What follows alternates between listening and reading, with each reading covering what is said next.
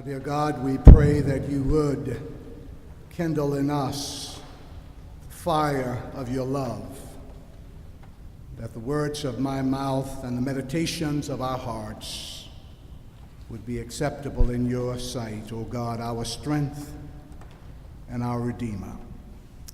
And all of God's people said, Amen. Peter Gomes, who died a few years ago and served as minister at the Harvard Memorial Church in Cambridge, tells the story about a little girl in Sunday school drawing with all of her crayons and all of her might, using all of the colors in her box. The teacher asked her, what was she drawing? I'm drawing a picture of God, the little girl responded. But my dear, nobody knows what God looks like, her teacher said, to which the little girl responded quickly without interrupting the intensity of her concentration, they will when I'm finished. That sounds like a lot of little ones, I know. And there's a sense in which that little girl's description of her task, to draw a picture of God, is what our work is about. It's what religion, the work of religion, is about. Certainly the role of theology, to draw a picture of God. To draw a picture of God is what one hopes and expects is behind this peculiar enterprise called the church. And so for just a very few moments this morning, I want to be at least half as bold and presumptuous as that little girl, and at least attempt maybe to just suggest a picture, an image, a sketch of what God looks like.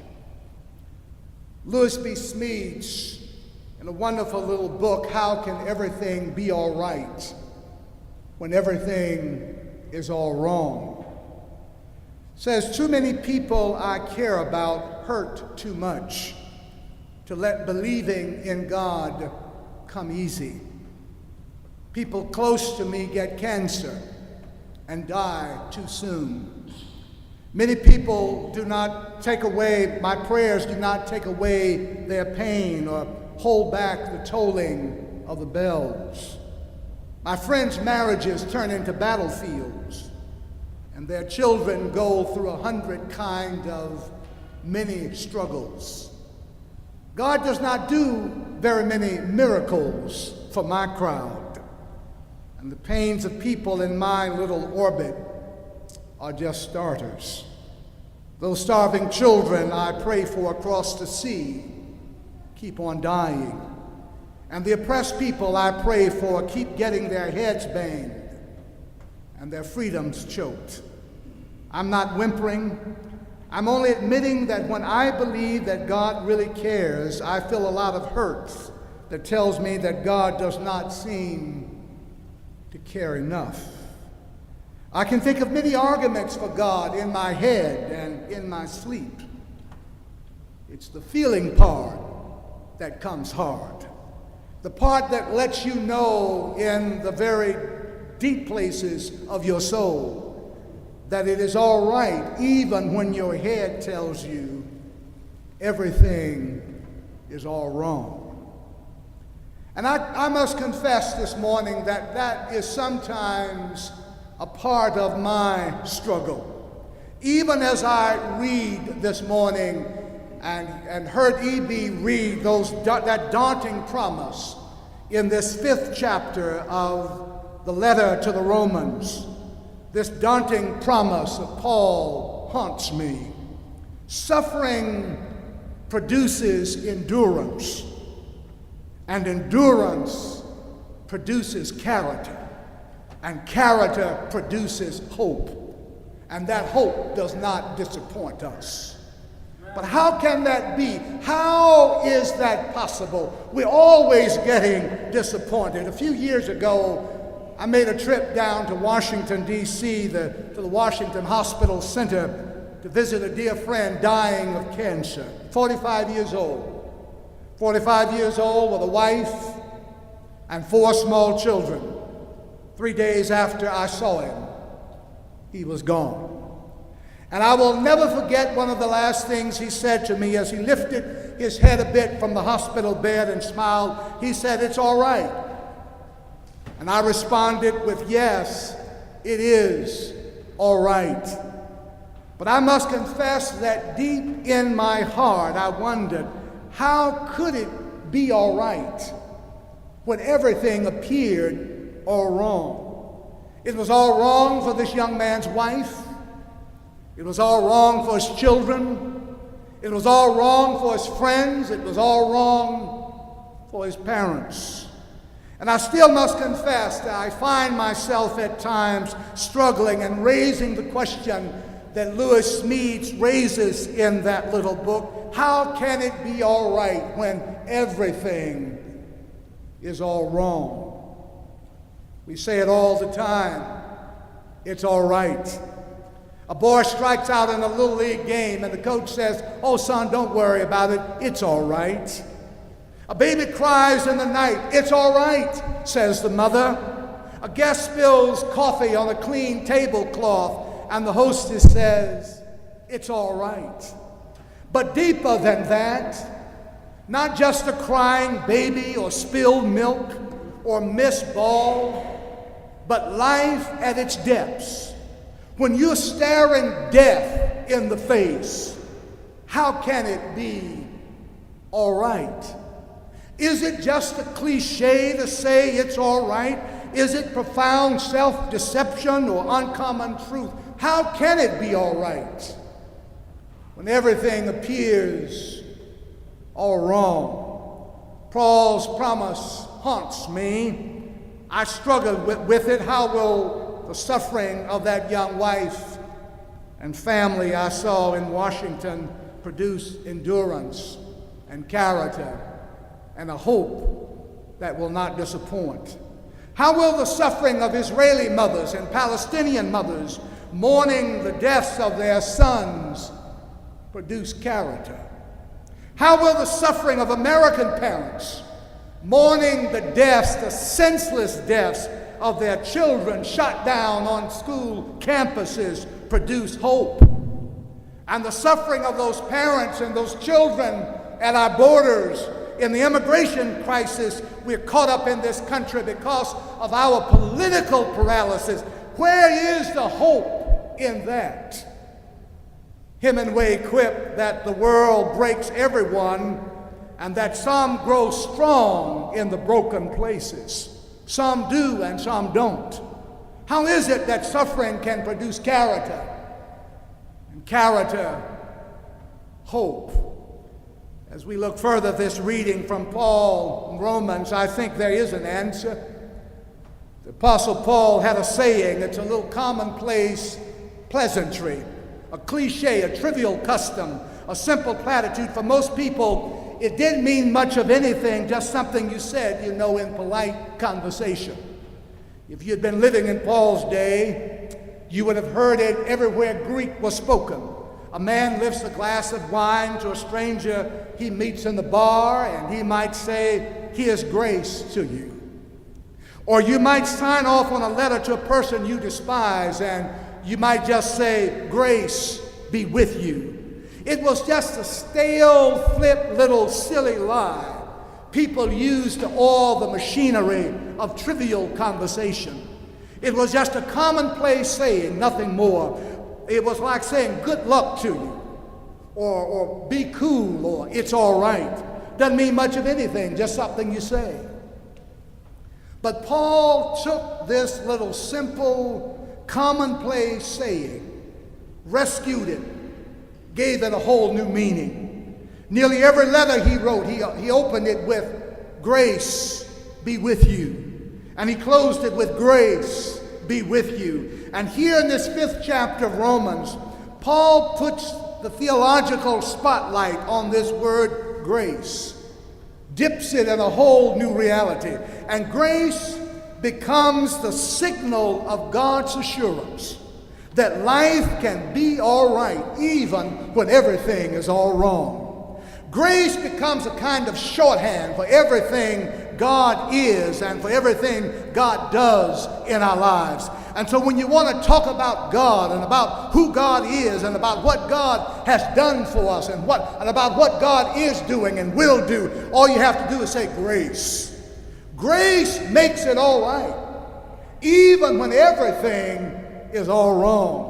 And so I've come this morning to offer the gift of grace, God's grace, not a cliche, not just a word without meaning, not just another theological doctrine, but the very gift of God. Not an abstract theoretical idea, not a trick or ticket to some fantasy island, not some esoteric ethereal notion, not some pie in the sky and the sweet by and by, but grace is that which allows us to make it in the sour now and now. Grace is the courage to keep on believing, keep on trusting, even in the face of suffering and death.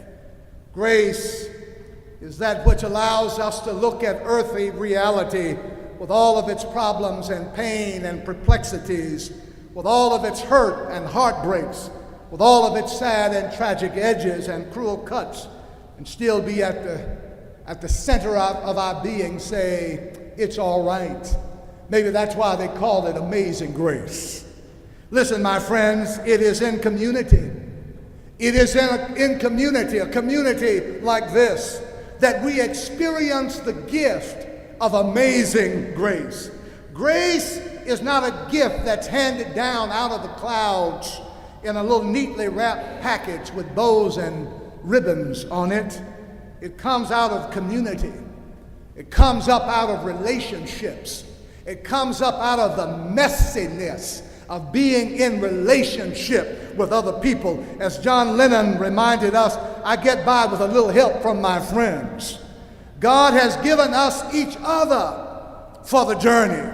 There are many times when you no doubt wonder why God gave you this particular group of miserable, faltering, failing sinners to have to live with. If you don't wonder that, I wonder it sometimes. Why did God give me this particular group? Because if I'd done the picking, if I'd done the choosing, I might have chosen a different group to live my life out with. You're not like me. You don't think like me. We don't see the same way. We don't understand things the same way. Sometimes I wish God had given me a different group of people who could really understand me, but God knew that we needed each other. That we are here, we complete each other. There really is divinity in our diversity and difference. If God were to organize churches the way we organize social clubs and political organizations and unions and professional societies, we would not have the person we needed to complete us and to make us complete and whole.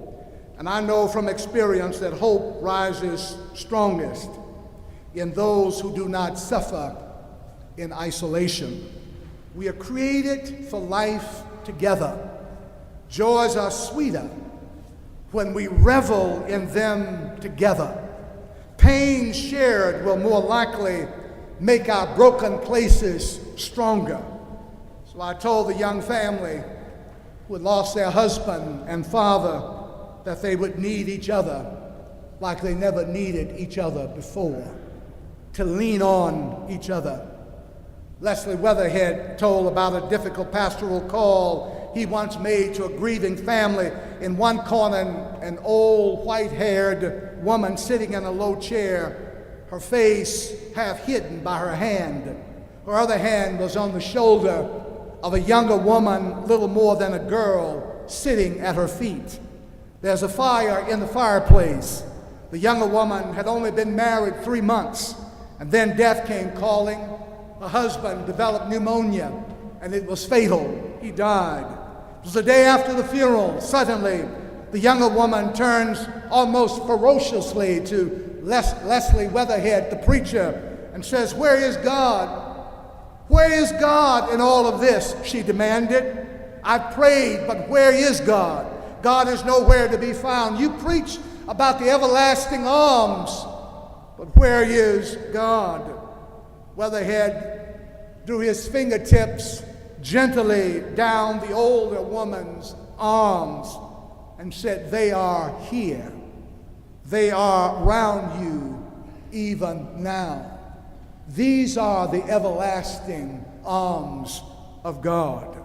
When we suffer together, when we see the connection that we are in community, that we are in this together, Ubuntu, my humanity is caught up in yours. I am inextricably bound to you. We belong in a bundle of life, in a single garment of destiny. Whatever affects me directly affects all of us indirectly. We can never be what we ought to be until the other is what they ought to be. God becomes present in that community, in the arms of the other, resting upon our shoulders. Paul promised endurance, character, and hope will more likely grow with those where suffering is shared. But it's even deeper than that.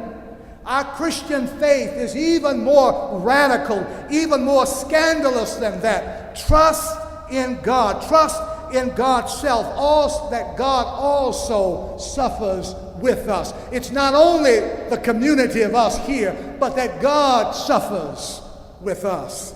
The cross is planted at the center of our faith. That's the high watermark of it all. It declares that God descends with us into the depths of life. There's no pain that you can bear that I have not embraced. There's no darkness that can overtake you that I have not seen. There's no fear that might grip you that I have not known. I've passed through it, and when you pass through it, I am with you. That's good news, and that's grace. Grace is promise. It's the mysterious power of promise to live as if you know tomorrow will be better than today. Even though common sense might tell you the odds are that somehow tomorrow will be the pits. But you know that God walks with you, and God has already overcome even there. I close with this. Dr. Harry S. Wright served at the Cornerstone Baptist Church in Brooklyn, shared the experience of growing up in a small rural community, Bennettsville, South Carolina. He said that his father was a hog farmer. One year, when he was about 9 years old, his father had an unusually large, mean, evil, temperamental, big bore hog. And rather than trying to handle this hog himself, he decided to call in an expert hog killer. The neighbor came in, and with the hog locked up in the pen, took his gun, aimed it at the hog, shot the hog in the head. The hog fell down and rolled over. But just as the man turned, the hog got up, broke out of the pen, was headed for the open gate in the fence. Harry Wright said people started yelling, "Shoot him again, shoot him again, he's getting out, he's getting out." He's headed for the open gate in the fence. But the man who shot the hog, the neighbor, the expert hog killer, never acknowledged the calls to shoot him again. He simply said, "That hog is not going anywhere. I got off a good shot." And sure enough, the hog only went a few feet, rolled over, dead. It just looked like he was going somewhere. And when I came to tell you this morning that on a hill called Calvary, Jesus got off a good shot.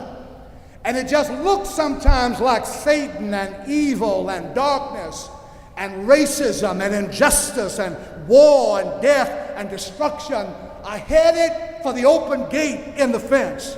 But they ain't going nowhere. Jesus got off a good shot. And because he did, people can frustrate the will of God, but you can never stop it. You can slay the dreamer, but you can't kill the dream. You can murder the prophet, but you can't stop the proclamation. You can excoriate the preacher, but you can't exterminate the gospel. You can stone people, but you can never stop God. Right will win. Truth crushed to earth will rise again. God will rule. Every knee will bow. Every tongue will confess. The wicked will cease from troubling. The weary will be at rest. Weeping endures for night, but joy comes in the morning. Oh, that's our hope. We know it's all right. God has the last word. Grace has the last word. God's amazing grace. And we're just resting on God's everlasting arms. And it's why I got a feeling.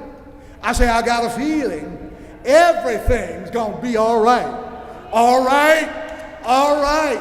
All right. I got a feeling everything's going to be all right. Praise the name of our God.